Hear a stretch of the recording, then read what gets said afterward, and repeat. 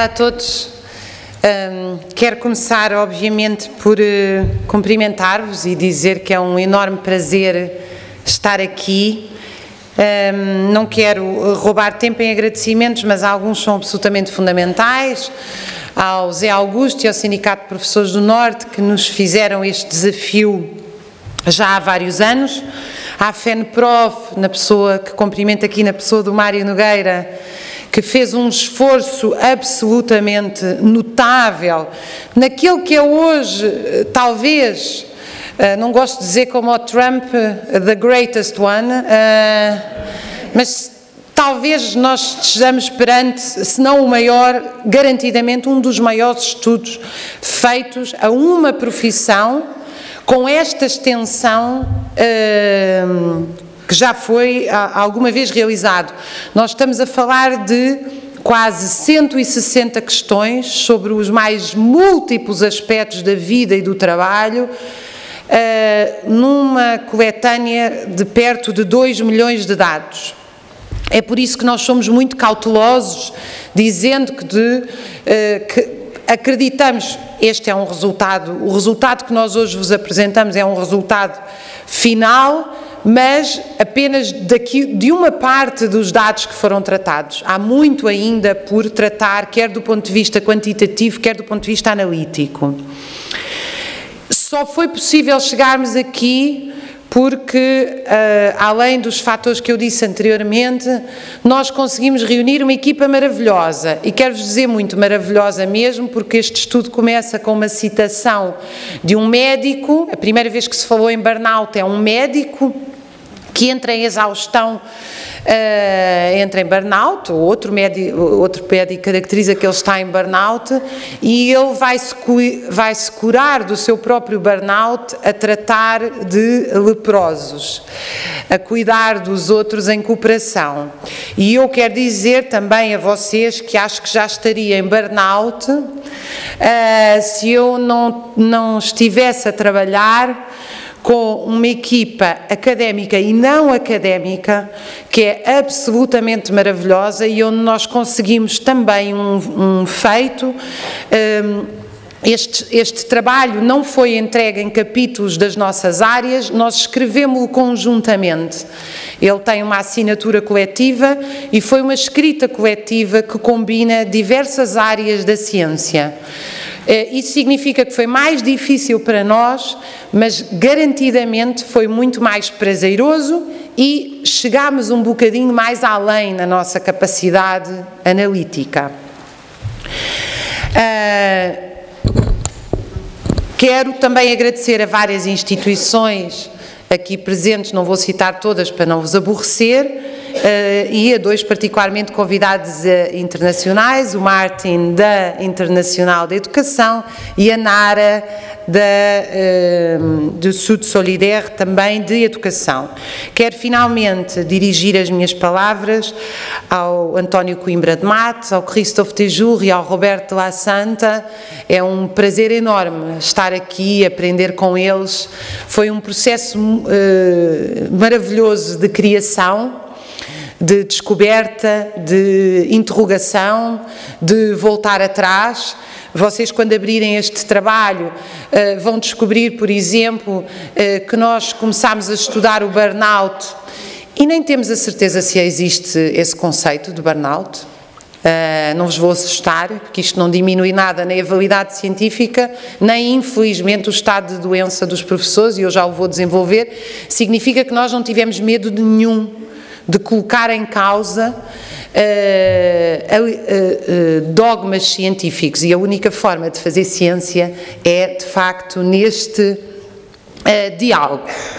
Porque é que eu vos digo isto do burnout? Não posso desenvolver essa parte, penso que o Roberto fará alguma curta explicação sobre isso, porque a nós interessa-nos fundamentalmente. O estudo tem uma primeira parte patenteada, até reconhecida internacionalmente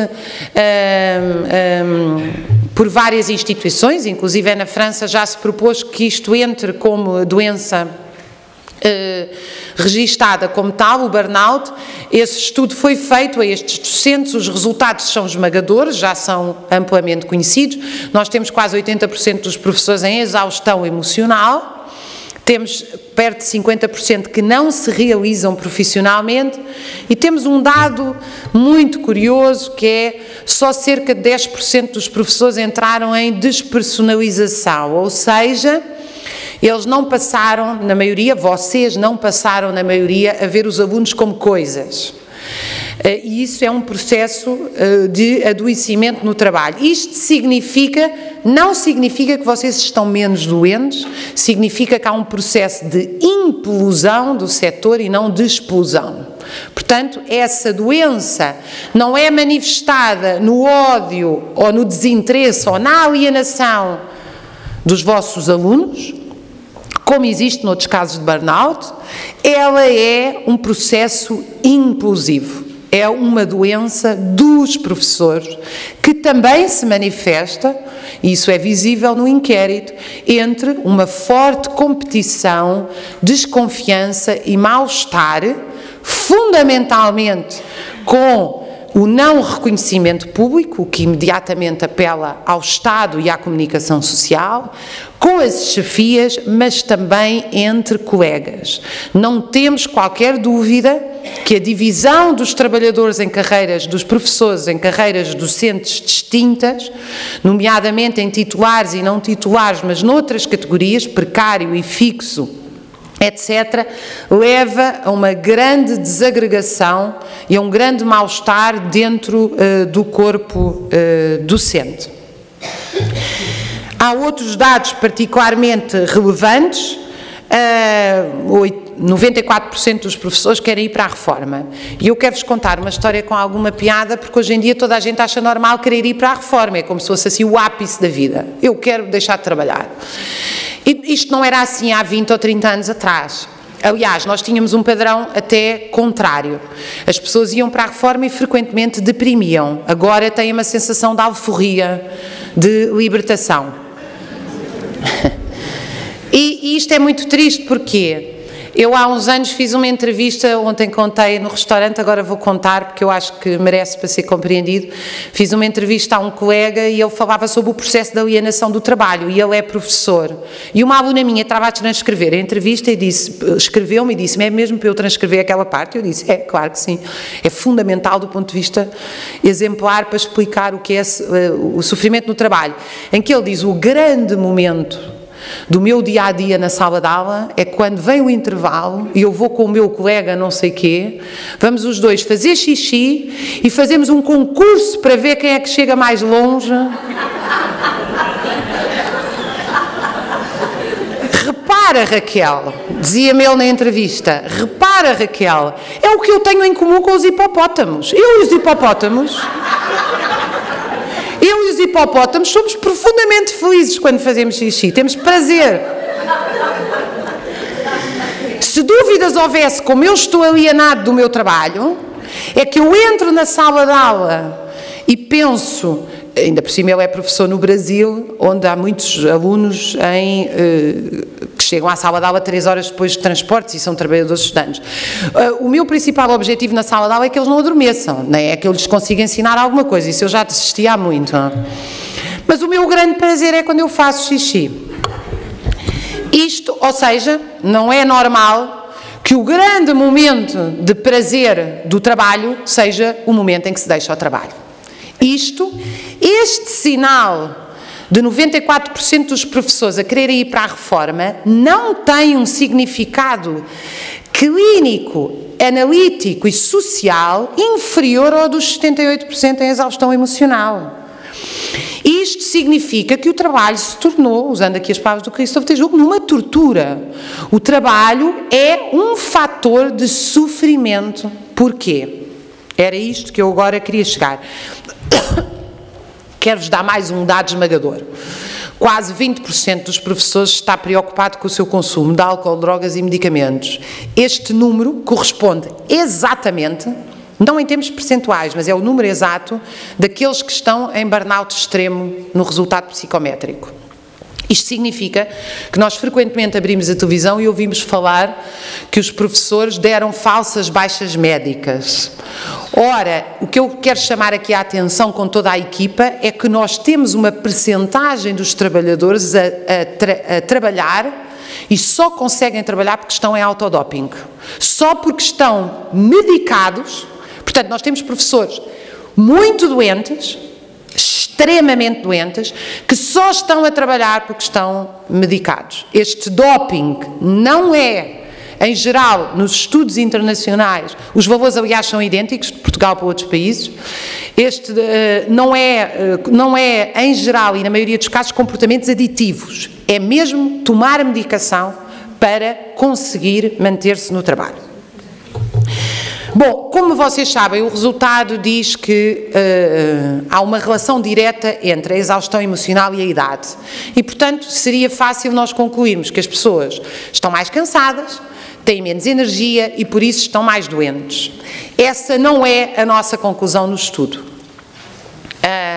De facto, quer dizer, a partir de um certo nível de cansaço, obviamente, como Coimbra de Matos chamou a atenção também, quer dizer, a partir de um certo nível de cansaço é impossível as pessoas não começarem a ter sintomas depressivos e outros de doença, não é? Portanto, há um nível de cansaço objetivo que é destrutivo. Mas o que nós estamos aqui a falar fundamentalmente é da organização do trabalho. Ou seja, na nossa opinião, como equipa, nós concluímos, do ponto de vista analítico, que a maioria dos professores com mais de 55 anos tem muito mais exaustão emocional porque há uma dissociação entre as suas expectativas no local de trabalho e as realmente vividas. Porquê? Porque estes professores são maioritariamente uma geração que começou a trabalhar no 25 de Abril e depois do 25 de Abril, onde o espectro da autodeterminação e a persecução de uma educação baseada no ensino universal transmitido aos alunos era a pedra de toque. Estes professores, ao contrário dos mais novos, assistiram a um terremoto na vida deles. De repente passaram de uma gestão democrática para uma gestão hierárquica e deixaram de produzir alunos num ensino unificado, denso, em que se cria a transformação do aluno do ponto de vista da aquisição de conhecimentos para produzir o chamado capital humano, ou seja, força de trabalho para o mercado. E este terremoto, os dois fatores estão ligados. É impossível convencer um professor a olhar para aquele aluno e a dizer: eu vou produzir uma força de trabalho para entrar rapidamente no mercado de trabalho, adaptado ao nosso mercado de trabalho. Atenção que isto é um assunto complexo, mas que eu vou simplificar, porque penso que é interessante vocês compreenderem. Nós todos temos que trabalhar nesta sociedade capitalista, na socialista ou noutra qualquer. O trabalho é necessário, o trabalho é a produção. Portanto, é normal que nós, quando produzimos alunos, quando educamos, também estejamos a pensar na produção da sociedade. O que se passa é que a escola, neste momento, a sociedade em que nós vivemos é a sociedade capitalista e os professores são chamados a produzir para o mercado capitalista, especificamente português. Daí a imensa pressão pela flexibilização e pela municipalização. Porquê? Porque as empresas querem sistematicamente que o Ministério adapte a educação ao mercado de trabalho. Ora, o mercado de trabalho neste momento é a coisa mais volátil e flexível que pode haver. Para vocês terem uma ideia, a média de taxa de retorno dos investimentos em Inglaterra é 18 meses, ou seja, um empresário quando investe numa determinada empresa quer ter o retorno ao final de 18 meses e ao final de 18 meses pode abandonar essa empresa e ir para outra. Isto significa que há uma pressão permanente para as necessidades da força de trabalho, que passam naturalmente pelo Ministério da Educação, pelos mecanismos de formação profissional, pelos testes psicotécnicos. E há duas necessidades altamente perniciosas, que o professor Roberto Lera, que também faz parte deste estudo, estuda, que têm a ver com as necessidades do mercado de trabalho, mas também com as necessidades do desemprego. Eu sei que isto parece tremendamente assustador, mas é exatamente isto que se passa. As políticas governamentais nas economias liberais não são só destinadas a produzir para o mercado de trabalho, também são destinadas a produzir para o desemprego. Porquê? Porque o desemprego é o regulador do salário. Então, quando sobem os salários num determinado setor, há uma pressão para entrarem mais alunos nesse setor para fazer cair o salário. É o caso clássico dos médicos em Portugal. Qual é a luta eterna do Ministério e da Ordem? A Ordem não quer entrar mais médicos porque essa é a forma de manter protegido o salário, e o Ministério quer que entrem mais médicos porque cai o salário. Significa que a escola... vocês estão permanentemente assediados com transformações de um mercado flexível. Em Portugal, ainda por cima, isto é pior porque na divisão internacional do trabalho, Portugal prima por baixas qualificações. E, portanto, o que é que as empresas estão sempre a dizer à escola? Nós precisamos de barmanes. Nós precisamos de gente para mudar camas nos hotéis, nós precisamos de gente que rapidamente vá para as fábricas fazer um trabalho de tarefa simplificado. E o que é que vocês estão lá do outro lado a dizer? Mas eu estou aqui para ensinar história, eu estou aqui para ensinar matemática, mas eu quero ter tempo de ensinar física. Bom, aí há uma série de processos que parecem inócuos, mas não são, que têm a ver com a multiplicação de exames, com a multiplicação de testes e com a expropriação da vossa autonomia neste sentido. Cada vez mais vocês deixam de definir as matérias que vão dar dentro da sala de aula e como é que as vão dar, e cada vez mais isso vem de fora.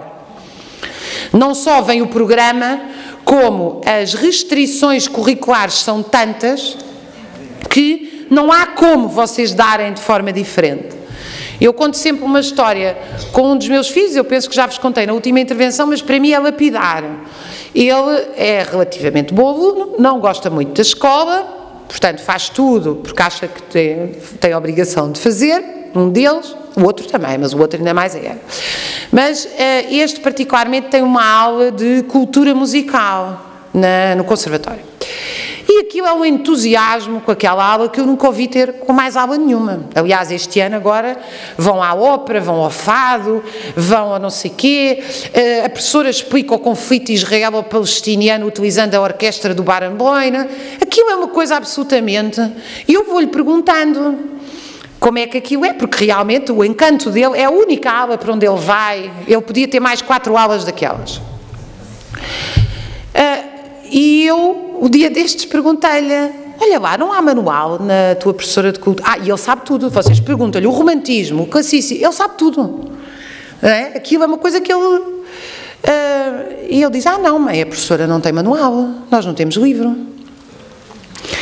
Eu achei tão curioso eu não vou fazer estas generalizações, eu acho os manuais interessantes, atenção, não vamos aqui partir para generalizações, mas a autonomia que esta professora tem, a maioria dos professores não tem.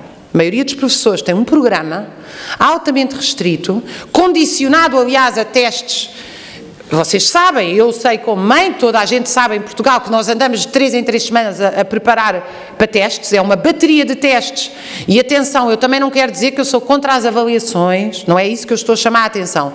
Eu estou a chamar a atenção às formas de restrição da autonomia e criatividade.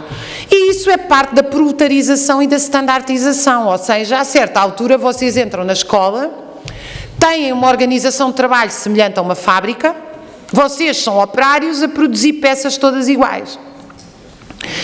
Este é de facto o significado da proletarização. Obviamente que a proletarização vem acompanhada de um desinteresse e de uma desmotivação generalizado. Pois se eu estou a preparar uma aula e penso como é que eu vou dar o romantismo e o Beethoven, fui buscar mais, e se entro numa aula e vou dar pela 20ª vez tudo idêntico e tudo altamente padronizado, podia-vos dar outro exemplo. Isso é particularmente gravoso com as formas de organização do trabalho que vos impuseram a fazer um trabalho na escola que não é da função docente, os trabalhos administrativos. Isso Também vos queria chamar a atenção, porque o salário está altamente relacionado com os índices de adoecimento no trabalho e no vosso inquérito isso fica bastante explícito e muitas vezes quando vocês discutem, e bem, e eu presto-vos a minha solidariedade, a recuperação do tempo de serviço, o valor do salário e a progressão na carreira, mas a queda salarial é muito mais pronunciada do que essas questões avançadas, porque se vocês calcularem aquilo que é o chamado salário relativo, o vosso salário caiu drasticamente, ou seja, aquilo que vocês ganham para aquilo que vocês fazem, vocês hoje têm o dobro, o triplo ou o quádruplo das tarefas. Não é só que têm mais alunos por turma, é a quantidade de trabalho que vocês fazem. Portanto, há uma queda real do salário, há uma queda, não há uma queda nominal do salário, mas há uma queda real, e há também uma queda no salário relativo, que é a chamada quanto é que eu recebo face àquilo que eu produzo. Isso levou, naturalmente, a que a escola também tivesse deixado de ser um espaço onde os professores podem sair e inovar pedagogicamente. Aquilo que o Roberto Lera dizia, hoje em dia não se consegue discutir pedagogia. Nós não discutimos pedagogia. Aliás, a pedagogia resume-se a vou rezar a Deus para ter, eu sou ateia, mas vou rezar a Deus para ter os meus alunos muito disciplinados e bem educados, o que é virtualmente impossível, porque eles estão em criação, estão a ser educados, também por vocês, ou então vou passar faltas disciplinares e pô-los na rua. A pedagogia, neste momento, está encapsulada. Porquê? Porque vocês não têm tempo, nem formas de discutir pedagogia, quando a própria organização do trabalho está direcionada para esta produção das peças todas iguais. E eu, aqui há uns anos, nós temos isto é uma questão até teórica, muito importante.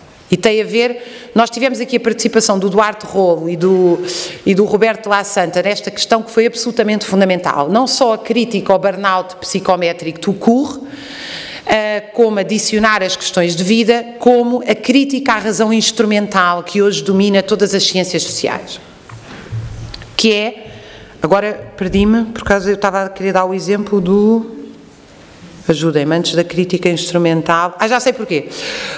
A educação, a ideia de que nós expomos uma matéria e as pessoas estão lá do outro lado a absorver essa matéria é uma visão primitiva da educação. É muito difícil que isso funcione. Aliás, um tema muito interessante para estudar, devo-vos dizer, é que isso ainda funciona pior nos rapazes do que nas raparigas. Não é por acaso que nós temos neste momento as mulheres a progredir. Já há estudos internacionais muito interessantes sobre isso.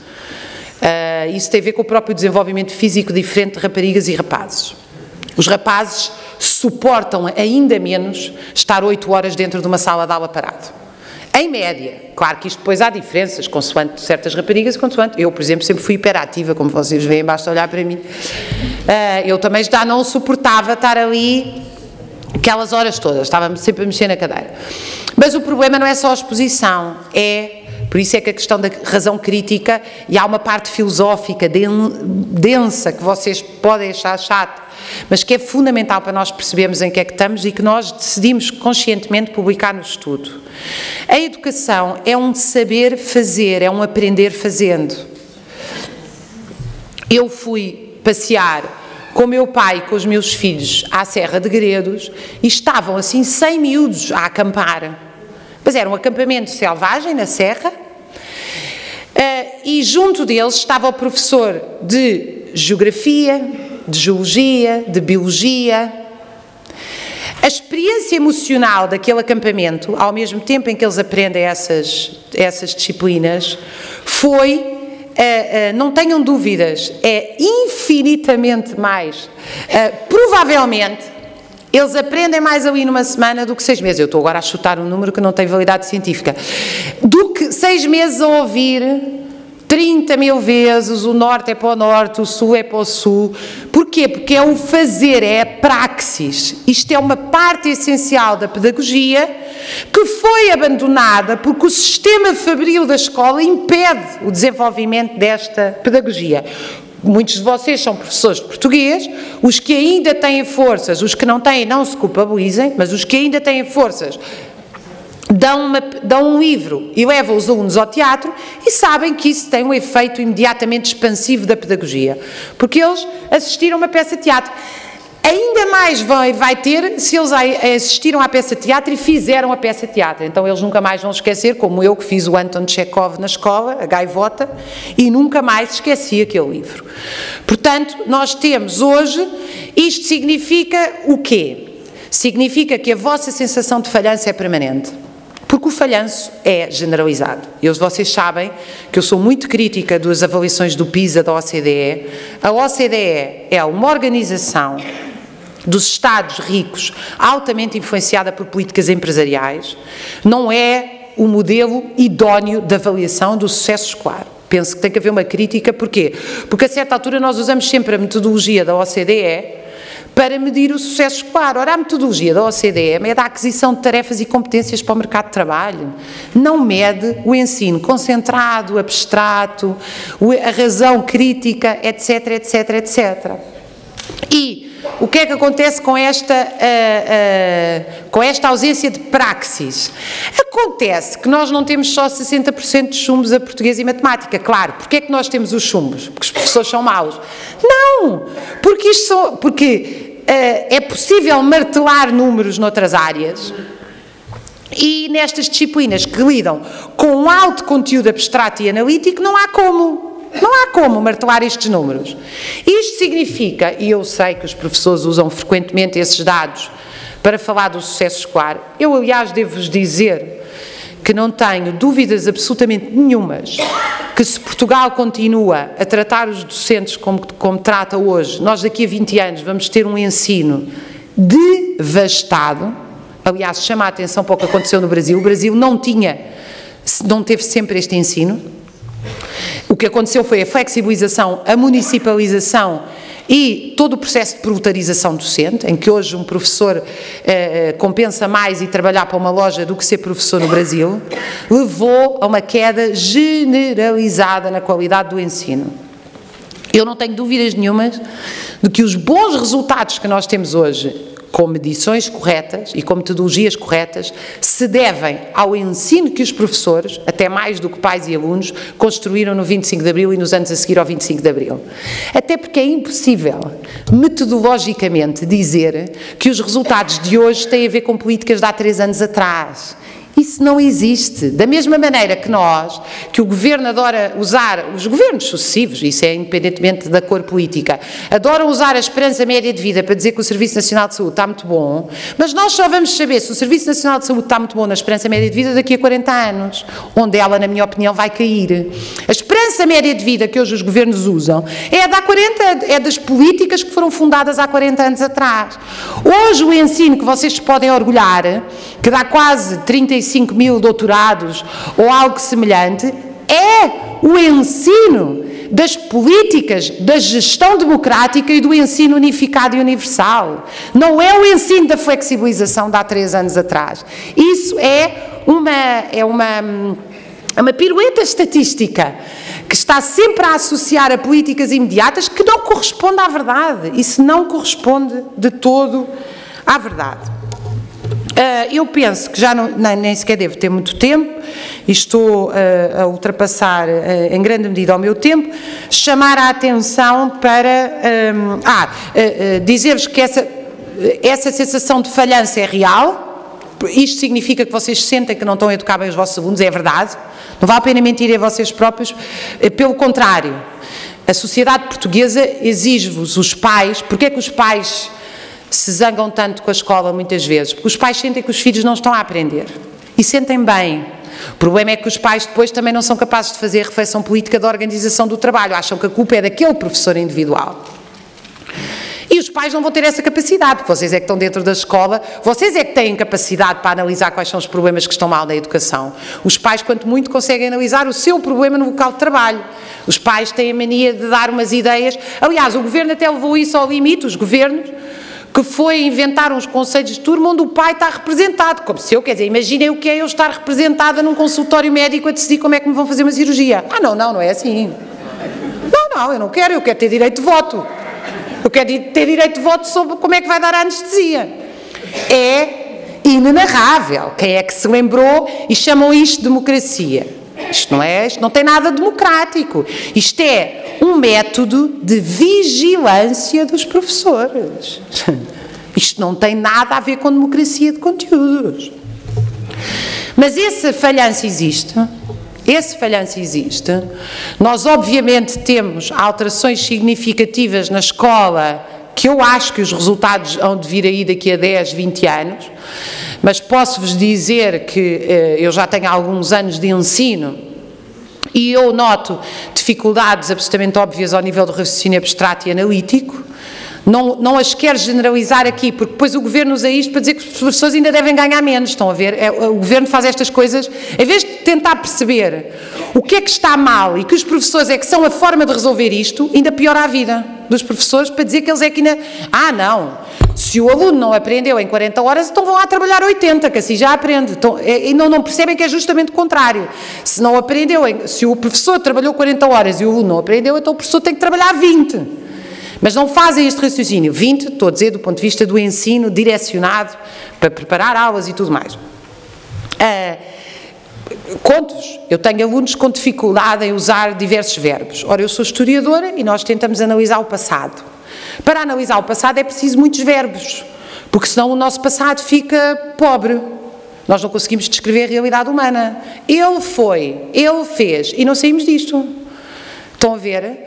Os verbos complexos que descrevem a realidade, como eles não dominam bem o português, eles também não conseguem explicar a história. Porque às vezes ele não fez, às vezes ele contribuiu, às vezes ele encasinou, às vezes ele... Encasinou, estou aqui a passar a piada, não é? Ele cooperou para...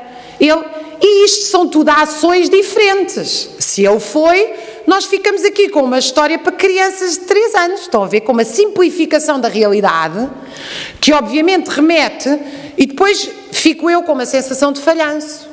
Mas eu não consigo lhes explicar isto. Mas como é que eu lhes consigo explicar isto se eles não conseguem dominar o verbo para explicar a realidade?